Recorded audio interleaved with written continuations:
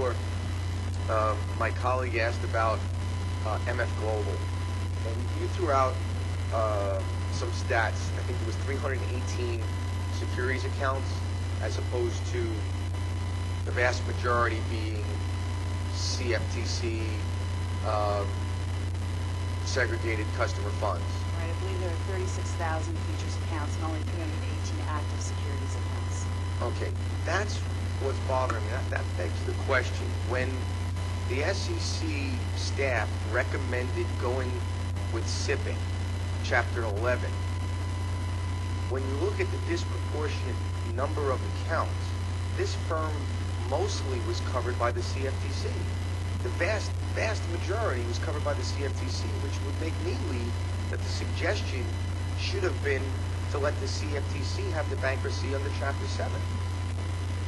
Well,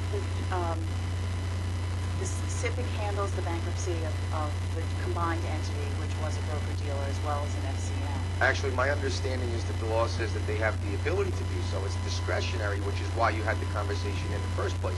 You wouldn't have needed a recommendation if the law said it has to go under SIPC.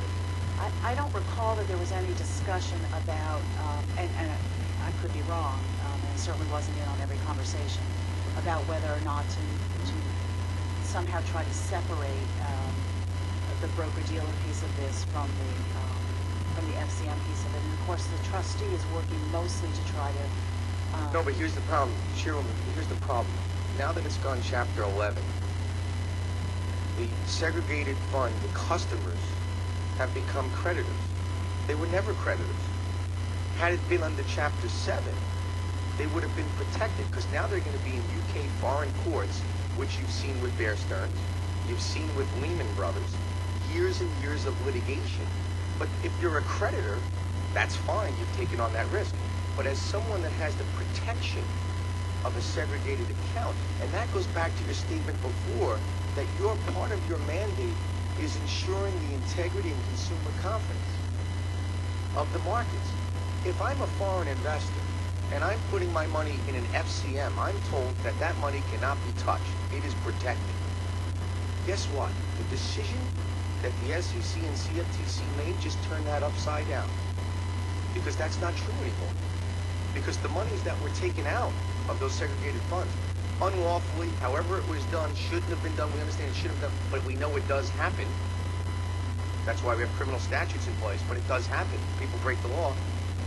The bankruptcy decision took away my rights as a customer and made me a creditor.